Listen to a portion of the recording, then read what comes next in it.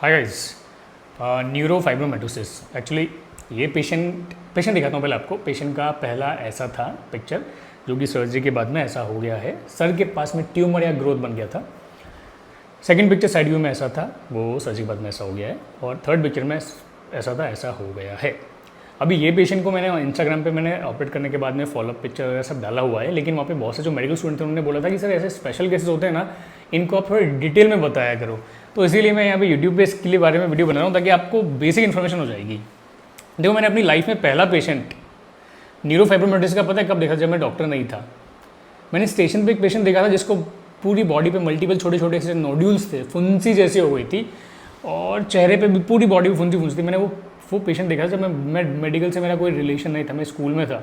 मैं सोचता था ये कौन सी बीमारी है। फिर जब मैं रियल में पेशेंट देखने लगा तो मुझे समझ लगा दिस इज न्यूरोफाइब्रोमेटोसिस, राइट। तो आपने भी शायद आई थिंक ऐसे पेशेंट देखे होंगे जिनको ऐसी प्रॉब्लम होती है। न्यूरोफाइब्रोमेटोसिस एक अनुवांशिक बीमारी होती है, मतलब जेनेटिक डिफेक्ट होता है। किसी कोई गलती नहीं होती, राइट।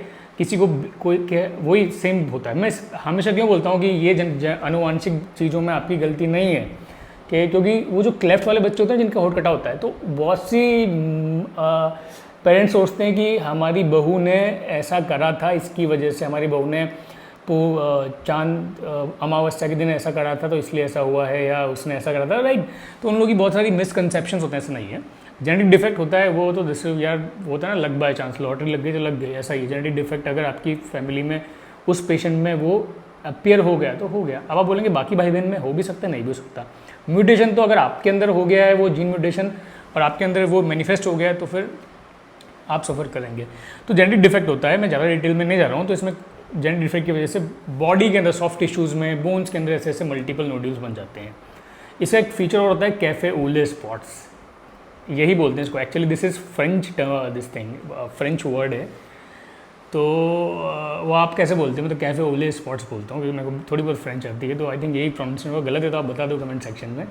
तो स्पॉट्स बनते हैं बॉडी के अंदर। अब देखना पेशेंट के होंगे, मल्टीपल स्पॉट्स होंगे। यहाँ पे भी पेशेंट दिखाता हूँ मैं, देखो आपकी इसकी पीठ के यहाँ पर वैसा स्पॉट बना हुआ है, गले के यहाँ पर है, फ्रंट में भी बना था, ये था। इसी के अलावा पेशेंट का मैंने और क्या डिफॉर्मिटी देखी, मैंने देखा उसका कि चेस्ट भी ना उसकी डिफॉर्म थी। उसकी चेस्ट नॉर्मल चेस्ट जैसी नहीं थी, तो चेस्ट की बोन्स में भी ओवरग्रोथ हो गई थी।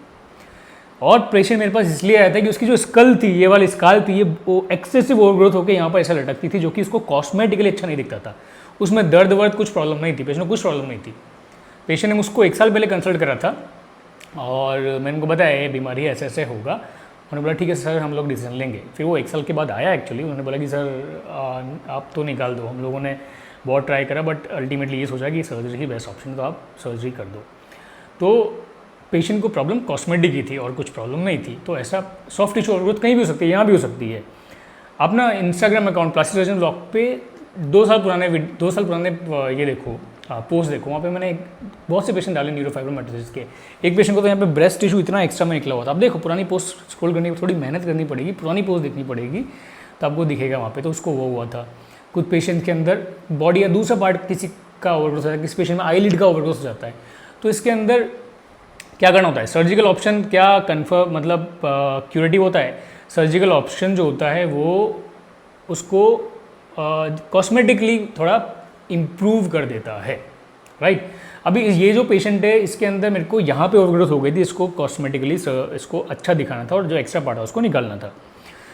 तो ऐसे डायरेक्टली पेशेंट को ऑपरेशन थिएटर में ले लेते हैं क्या? नहीं, ब्लड टेस्ट तो हम लोग हर पेशेंट का करवाते हैं।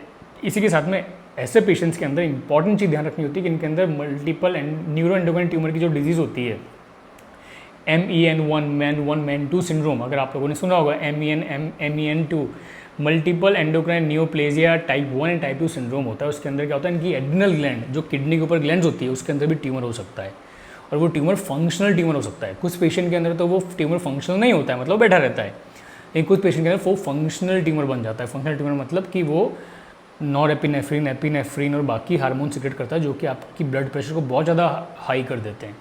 और ऐसा ही अगर आपने उसको डायग्नोस नहीं करा तो सर्जरी के टाइम पे भी हो सकता है कि उसको हाइपरटेंसिव क्राइसिस डेवलप हो सकती है एनेस्थीसिया देने के टाइम पर। तो वो रूल आउट करने के लिए पेशेंट की पहले सोनोग्राफी करानी होती है, पेट की सोनोग्राफी करा के देखना होता है कि एड्रिनल ग्लैंड के अंदर वो ट्यूमर तो नहीं है। सपोज एड्रिनल ग्लैंड के ऊपर ट्यूमर आया है, अब आपको देखना है ये ट्यूमर फंक्शनल है या नॉन फंक्शनल है। तो उसके लिए हम लोग हार्मोन लेवल करवाते हैं हम लोग, ये कि अगर ये हार्मोन फंक्शनल है, एड्रिनल ग्लैंड का, तो ये क्या करेगा, हार्मोन सीक्रेट करेगा। वो हार्मोन यूरिन से बाहर निकलेंगे और ब्लड में आएंगे। तो ब्लड लेवल चेक कराते हैं हार्मोन्स का और यूरिन लेवल चेक कराते हैं। उनके अंदर अगर हार्मोन का लेवल उस मात्रा से ज़्यादा आता है, इसका मतलब ये ट्यूमर फंक्शनल है। और ऐसे पेशेंट्स के अंदर सर्जरी हमको काफ़ी ध्यान से करनी होगी। मतलब सर्जरी तो सर्जन करते हैं, वो तो कोई प्रॉब्लम नहीं है। एनेस्थीसिया का जो मैनेजमेंट होता है, मतलब पेशेंट को बेहोश करने वाला, उसको काफ़ी केयरफुली करना होगा। और अगर नॉन फंक्शनल है तो then there is no problem in that, right. तो वो रूल आउट करने के बाद में पेशेंट को हम लोग सर्जरी के लिए लेते हैं। सर्जरी के लिए लेने के बाद में फिर क्या करा, ये तो आपने देख लिया होगा। सर्जरी में उसका एक्स्ट्रा पोर्शन था वो निकाल दिया, देखो इस वीडियो में। सो ये हमने टिश्यू निकाला है, दिख रहा है, पास लगे दिखा, ओके। तो स्टॉप। ये एक्स्ट्रा पोर्शन निकालने के बाद में उसको प्रॉपर रीअप्रोक्सीमेट करा, थोड़ा सा रोटेशन फ्लिप भी करना पड़ा, मतलब बहुत वेरी वेरी मिनिमल। और डीबल्किंग सर्जरी करने के बाद में ये बात का रिजल्ट मैंने आपको दिखा दिया, ये है। और ये पेशेंट का वीडियो है, देखिए। ओके, ये neurofibromatosis with soft tissue डीबल्किंग surgery कल करी थी, and this is now after 24 hours. This is before surgery and this is now. चलो इस साइड टर्न कर लो प्रवीण, इस साइड टर्न करो। अभी ये अदर साइड का व्यू था, पेशेंट को ह्यूज स्काल्प का ओवरग्रोथ था। This was before surgery and this is now. This was before surgery and this is now, right. So patient को कैफे ऊले स्पॉट्स भी हैं, it is French word, cafe au lait spots. Neurofibromatosis debulking before and now. तो after surgery patient is very satisfied, very happy. और मुझे भी अच्छा लगा case करके। और मुझे लगा कि ये प्रॉब्लम होती है बहुत लोगों में तो नहीं, लेकिन हाँ ये होती है, आपको डेफिनेटली ऐसे केसेस देखने को मिलते हैं। तो बस ये ध्यान रखना है कि डरना नहीं होता है, this is very easy thing. और ध्यान क्या रखना होता है, ये इंपॉर्टेंट होती है। स्ट्रेट अवे सर्जरी नहीं करनी होती है, थोड़ा पेशेंट को पहले एवेल्युएट करना होता है, राइट।